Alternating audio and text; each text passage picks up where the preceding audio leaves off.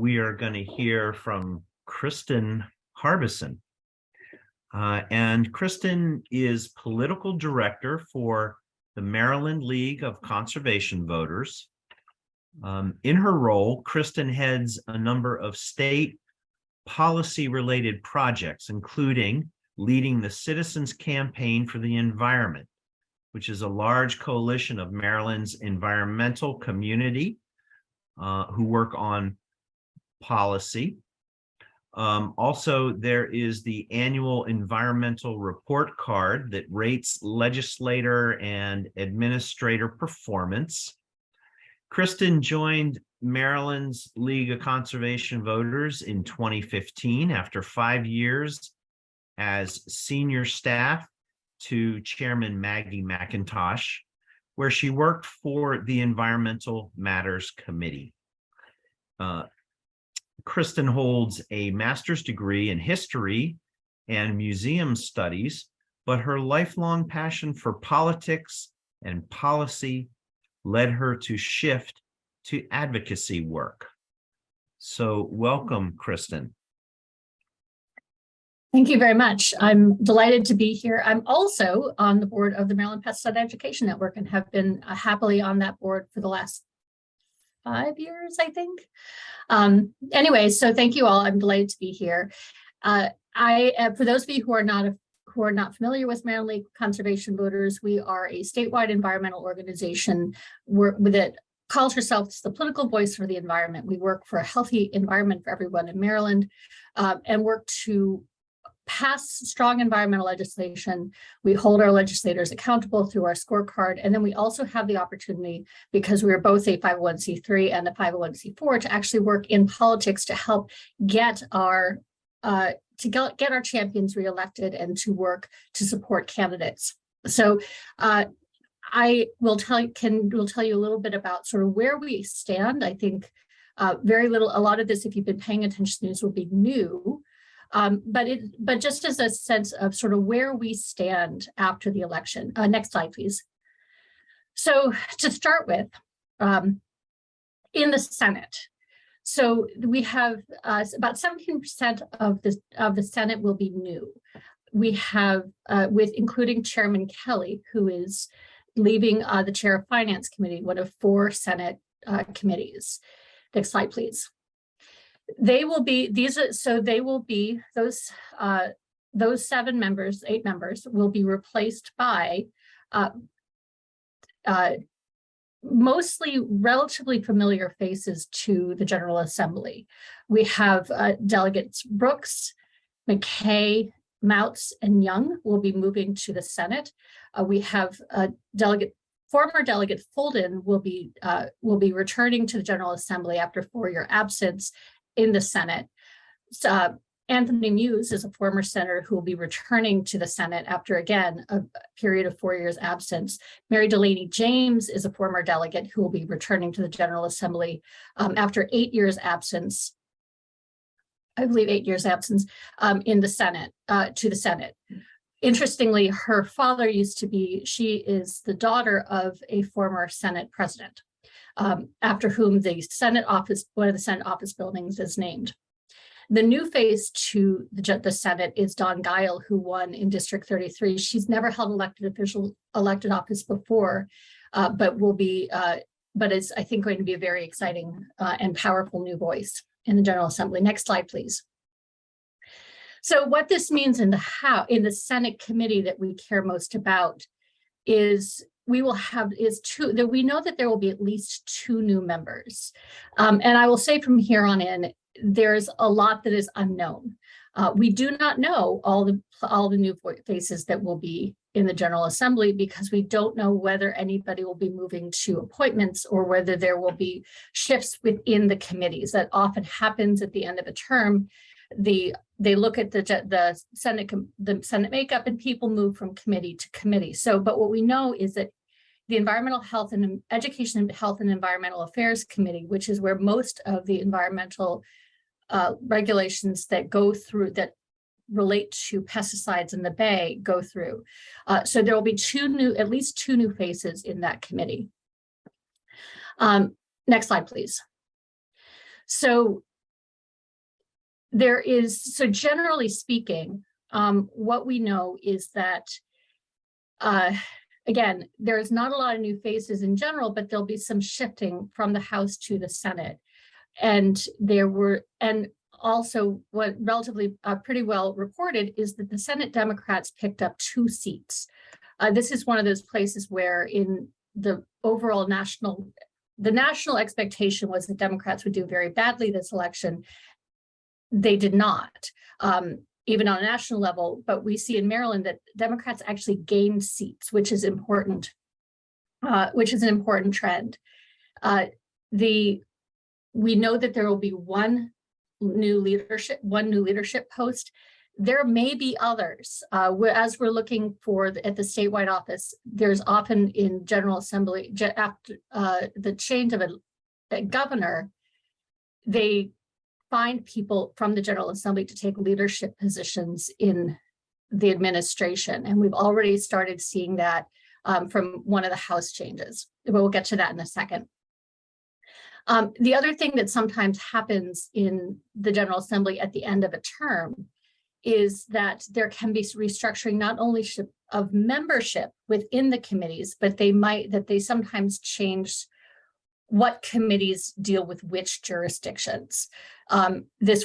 So there might be shift even in terms of what committees deal with which subject matters. There's been a lot of talk. We don't know much, but we're all waiting with bated breath, and we should know more in the next couple of weeks as some things get finalized and we get more information from our new incoming administration. Next slide, please. So in the House, we have a lot of people leaving. Almost 30% of the House, it will be new. Interestingly, this is a big number, but it's not an uncommon number. I looked it up. This is exactly the same transition from the last election. There was 28% of the House was new in the last term as this term. This does not count for, however, any House members that move from their position to the administration. Next slide, please. In a few of the interesting places, people to talk to from that very large list, there were 5 seats that changed parties. The Democrats picked up, Democrats grabbed 5 new seats. They grabbed seats in Western Maryland, the Hagerstown seat. They gained a seat in Baltimore County in District 8. They gained 2 seats in Howard County in District 9. And then in District 33, which is a traditionally very conservative part of Anne Arundel County, they gained another seat. They only netted, however, 4 new seats because through redistricting, the Republicans picked up a seat in Baltimore County. Next slide, please. Oh, and that was, and I realized the last slide was wrong. The Stonko delegate should have been red. Delegate Stonko is a Republican.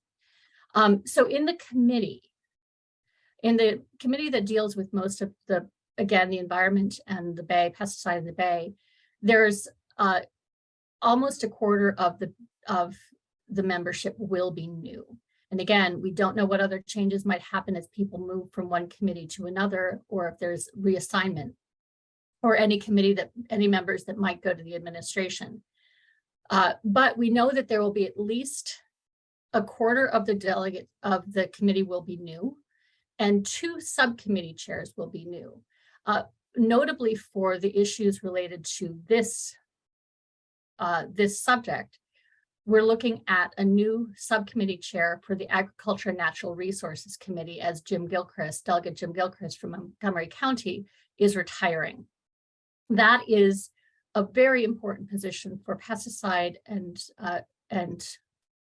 for pesticide legislation, because the pesticide legislation tends to go through the Agriculture and Natural Resources Committee. So it'll be interesting to see who gets assigned to pick up that subcommittee chair. And then again, what the other makeup will be of the rest of the committee. Next slide, please. So again, just as a recap, this is a lot of change. There will be more. But there's nothing unprecedented about this amount of change. Interestingly, unlike the Senate, there were sitting delegates who lost either through redistricting in the General Assembly, in the primary, or in the general election. There are 4 important leadership changes in the Senate, in the House. 2 new committee chairs. Delegate McIntosh, my former boss, is the very powerful chair of the Appropriations Committee. Shane Pendergrass has been the chair of the Health and Government Operations Committee. Both of those new committees have new chairs. Delegate Talmadge Branch has been the minority whip, which is a very powerful leadership position in the House, and he retired. Delegate Eric Lutke is the first member of the General Assembly to get picked up by the next gubernatorial administration for his for that post there. He will be the new chief legislative officer. Eric Lutke is the current majority leader for the House. So there's a lot of leadership changes in the General Assembly, which will be interesting to see how that tracks. Next slide, please. So going into the statewide office, obviously we will have, this is the first time in 75 years where all of our constitutional statewide offices will be brand new. We have, in addition to the governor, lieutenant governor, comptroller, and attorney general, the state treasurer, which is a statewide official, will only have been in his position for a year. So it's a very new team of leaders at the state level. And also, interestingly, and of course this has been widely reported, this is the first time that Maryland has elected either a person of color to governor or lieutenant governor, governor or attorney general, or a woman to statewide office. So this is all the 4 of our statewide leaders. And Lieutenant Governor-elect Bruna Miller is an immigrant, which is also path-breaking. So all 4 of these leaders are history-making in their own way. Next slide, please. A few things that we can expect from the Moore-Miller administration. He has been very open about, very aggressive in pushing about the idea of a chief sustainability mitigation and resilience officer who will be important to coordinating all of the agencies to climate resilience and mitigation. He's been very open about support for the Bay, for supporting sustainable conservation practices. He's spoken very widely about holding other states accountable and working in partnership with other states. We're protecting most vulnerable communities. He's also spoken. We can also, I think, expect him to have a more open view towards pesticide regulating pesticides than maybe our current governor has, including, and as well as pesticides, also PFAS. Next slide, please. The other important statewide office, obviously, is the Attorney General.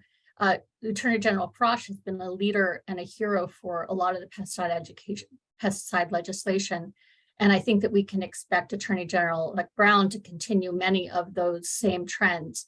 He's been very open about wanting data transparency, relooking at the relationship with the assistant attorney generals to the attorney general's office, and continuing the attorney general's Frosch's efforts to using the Maryland Defense Act, which has allowed some enforcement support. And will be looking, I think, for more additional enforcement authority. Next slide, please. So generally speaking, for generally election takeaways, the environment was a really important issue to voters in Maryland this year. It probably wasn't the top issue, but it was important. The candidates that gained seats in the Senate, and in the House, where there were party changes, many of those candidates actually ran on the environment as one of their key tenets. So that was an important part of their victory. At all levels, people are talking about equity, environmental, and economic justice. So we can see a lot of effort from our statewide officials, as well as our new elected leaders in the General Assembly, to be pushing those issues and pushing that level. one of the interesting opportunities is not in for Maryland, actually has to do with our neighbor to the north of Pennsylvania, where in addition to having a governor who has been their attorney general and has been important in holding polluters accountable in Pennsylvania, they have a state house now, which is more open to possibly regulations for the Bay as possible. So I don't know what's going to be possible with that, but there are opportunities for maybe additional partnership with Pennsylvania. And Governor-elect Moore has talked again quite a bit about wanting to work in partnership with other states as well as the federal government. There are a lot of places where we hopefully will be able to make progress in the next 4 years, but there will be different challenges working with this administration and others, and we'll need to continue to remain vigilant in holding all of our elected officials at every level accountable. And so that's what I've got for you today. Next slide. Final slide is, so I'm happy to answer any questions that anybody may have. All right, Kristen, thank you so much. Yeah, so there is at least one question here from Barbara Walsh asking, are there any legislators in Maryland who are leading efforts for testing and regulating PFAS specifically? Yes, there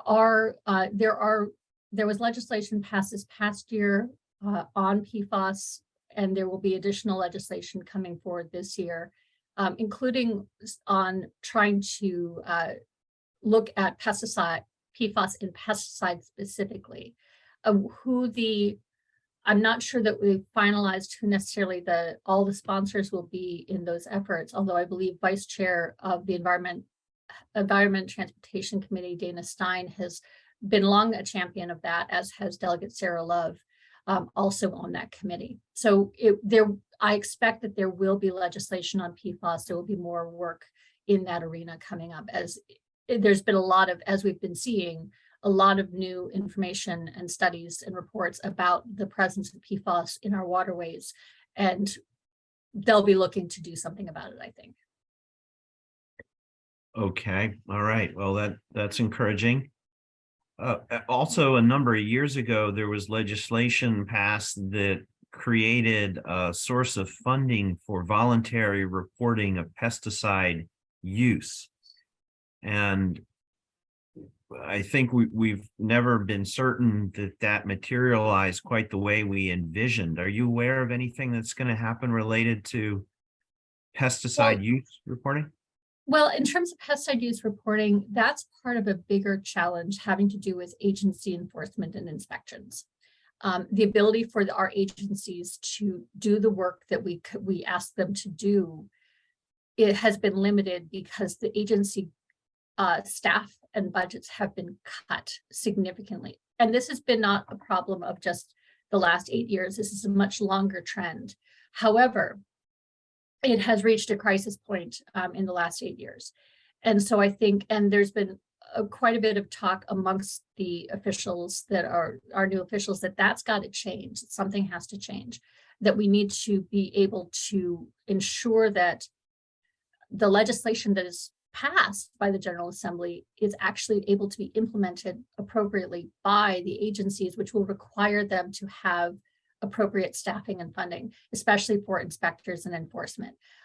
In the approach by the Hogan administration on enforcement has been compliance assistance as opposed to strictly enforcement, getting away from enforcement as a hammer.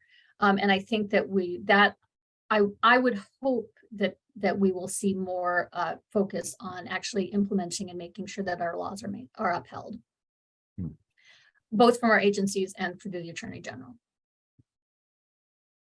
Okay. Yeah, so a couple more questions here and related to agencies. Here's one. How does a new administration pick leadership for agencies? Are there any we should be looking at? I mean, I think how how the agency heads are selected is not something that's above my pay grade.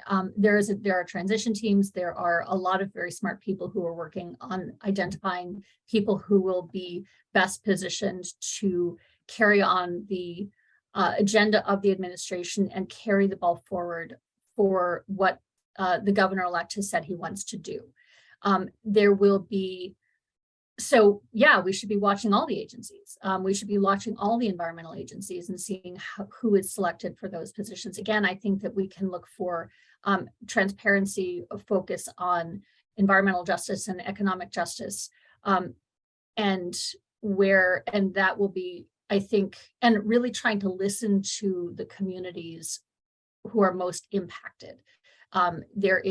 There's been a lot of talk about Justice 40, which is the effort to get at least 40% of state resources directed to the most impacted communities. That's something that the governor-elect believes very strongly, and he's been very open about wanting to address the most impacted communities. So that, I think, will be the focus of the agencies. That will be the charge for whoever he selects to be his agency heads. And I see in the question, there's a question about if Chairman Barbe will be continuing as his head of environment and transportation. That is it, as far as anybody knows, that will be continuing. Again, there's so much that we don't know yet, and we won't know for the next few weeks as things are getting shuffled through. But as far as I know, I have not heard anything else that he will be leaving that post for anything. They will not. They don't replace chairs of committees. The chairs of committees would have to leave for other things. Okay. As a general rule, I can't remember any place where time. I mean, who knows? There's always, anything is possible. And so watch the space. It'll be really interesting to see. Yeah. Okay. And one more quick question. Our Chesapeake Bay watershed involves 6 states plus the District of Columbia. Do the other states have a League of Conservation voters? Many of them do. We do have a state league in Pennsylvania. There's a very strong state league in Virginia, New York, New Jersey. There is not one in Delaware. And DC is the National League of Conservation Voters is headquartered in DC. So they work with the federal government. But yeah, there are 30 state leagues across the country. Do you ever come together in ways that are geographically focused, like a Chesapeake watershed?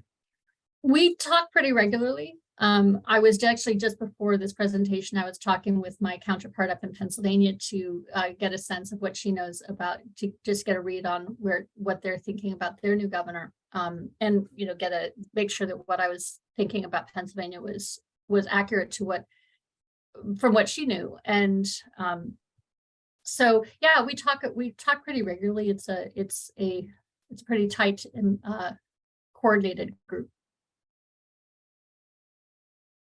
All right. Well, that's good to hear. Okay. Well, thanks so much, Kristen.